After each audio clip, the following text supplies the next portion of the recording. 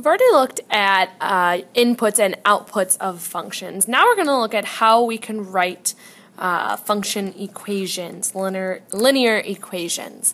We're splitting it into two parts. We've got one-step functions and two-step functions.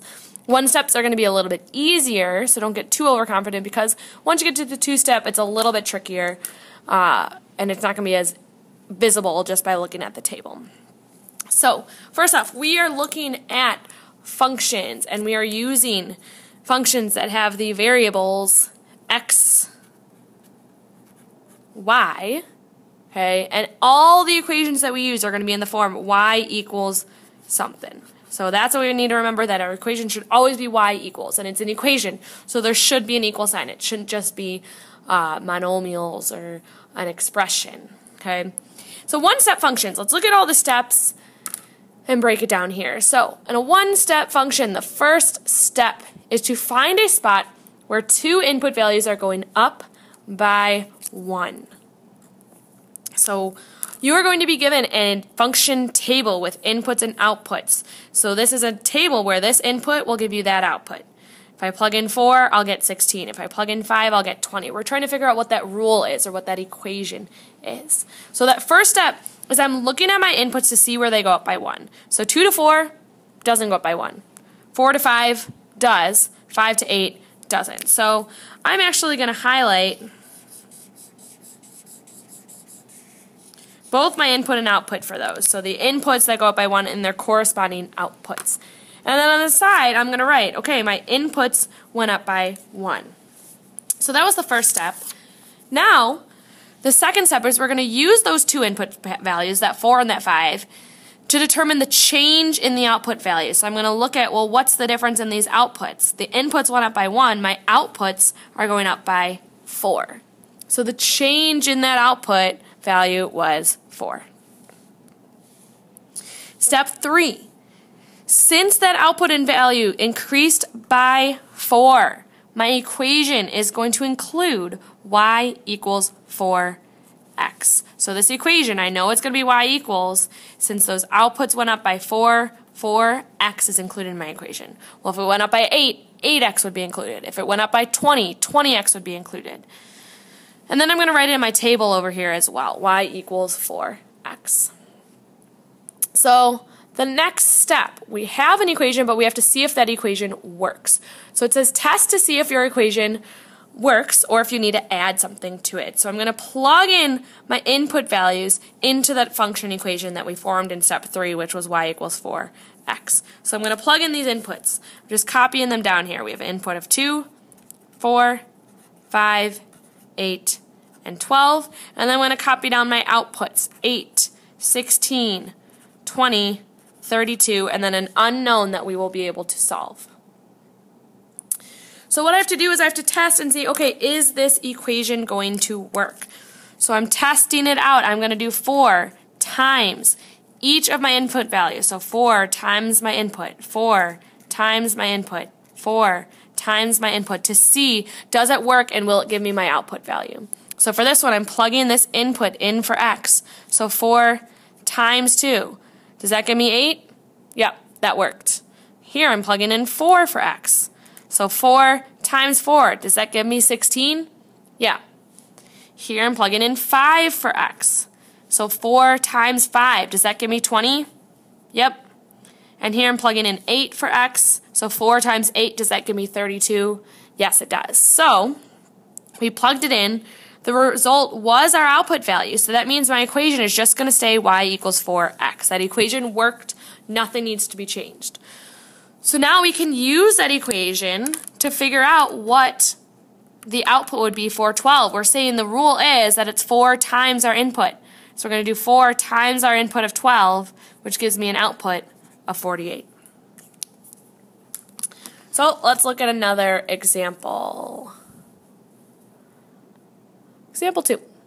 The function equation for this example. First, we need to look at our inputs. We're looking at where the input values go up by 1. 2 to 5, that goes up by 3, so that doesn't work. 5 to 6 goes up by 1, that works. 6 to 7 goes up by 1, that also works. So I can really use either one of these pairs, the 5 and the 6 or the 6 and the 7. I like working with smaller numbers, so I'm going to highlight the 5 and 6 pair as well as their corresponding y values. So on the left I'm writing that here my input values, my x values went up by 1. On the right my outputs, my corresponding outputs then went up by 3. So since it went up by 3, my equation is going to include, equation's always y equals, it went up by 3, so it's going to include 3x, and I'm going to write that in my table as well. Now I have to go back and see, does that equation work? So I'm going to plug in my input values, 2, 5, 6, 7, and 10, as well as my output, 6, 15, 18, 21, and then the unknown that we all solved for. So for this one, our rule is 3 times our input. So for each of these, I'm doing 3 times the input, 3 times the input, 3 times the input, 3 times the input. Well, let's plug in. For this one, I'm plugging in 2. 3 times 2, does that give me 6? Yep, that worked. For here, I'm plugging in 5. 3 times 5, does that give me 15? Yep. Plug in 6 for x. 3 times 6, does that give me 18? Yep.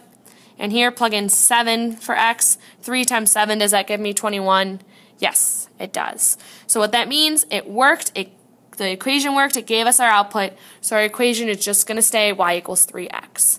So now I can use that to figure out the output for this last input. So I'm going to plug in 10, 3 times 10 gives me an output of 30.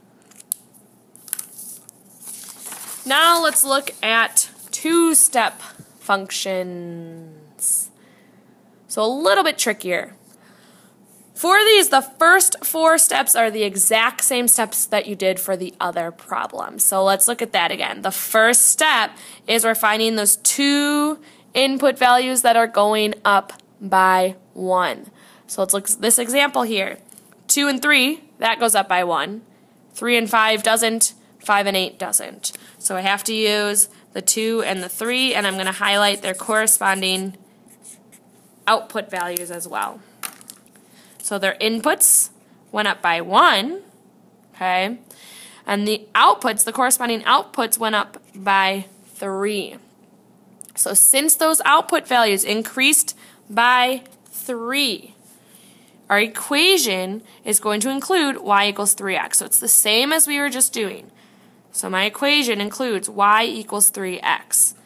But I have to, in step number 4, go back and test to see if it's actually going to work by plugging it into that function equation y equals 3x.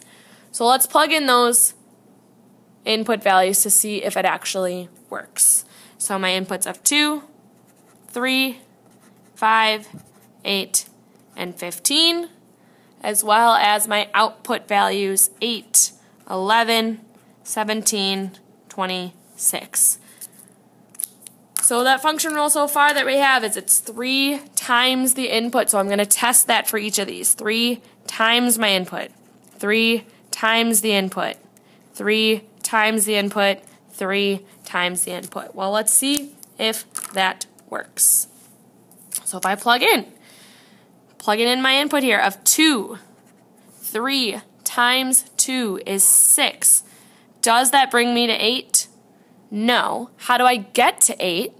Well, if I add 2, that will bring me to 8. So let's test it for the second one. Plugging in 3 for x. 3 times 3 is 9, not 11. How do I get to 11? I need to add 2. And you'll notice, okay, both of them I had to add 2. For 5, I'm going to plug in 5. 3 times 5 is 15. Not 17. How do I get to 17? I need to add 2. And then for 8, 3 times 8 is 24, not 26. How do I get to 26? I'm going to add 2. So you'll notice each time, if we just multiplied, it didn't give us our output. What we had to do every single time, and it should be the same each time, is we had to add 2. So our result didn't equal our output value, so we had to find the difference. each output was 2 more than the equation that we plugged in. So our equation's not just y equals 3x that we originally had, but it's y equals 3x plus 2. So I'm going to write that down here in my equation as well as in my table. Now we can use that equation to evaluate this last part. So we're doing 3 times our input of 15 plus 2. 3 times 15 is 45 plus 2 is 47. Let's try one more example, and then I'm going to have you do it on your own. So for this number 4, again, first step is we're looking at where do the input values go up by 1. 1 to 4 goes up by 3, that doesn't work. 4 to 7 goes up by 3, that doesn't work. 7 to 8, that does go up by 3. So, or it goes up by 1, sorry. And that means that we are going to use those 2 inputs. So our inputs went up by 1. Now we have to look at our outputs. The outputs actually go up by 5. So my equation, that's always y equals, our outputs go up by 5, so that means 5x is included in my equation. I'm going to write that in my table as well. So now I'm going to plug in the values to see if it works. So let's plug in our inputs. 1, 4, 7, 8, and 11, and my outputs 9, 24, 39, and 44. So let's test to see if that rule actually works. So 5 times our input for each of these. So for each one, I'm doing 5 times the input. 5 times the input. 5 times the input. 5 times the input. Well, let's test.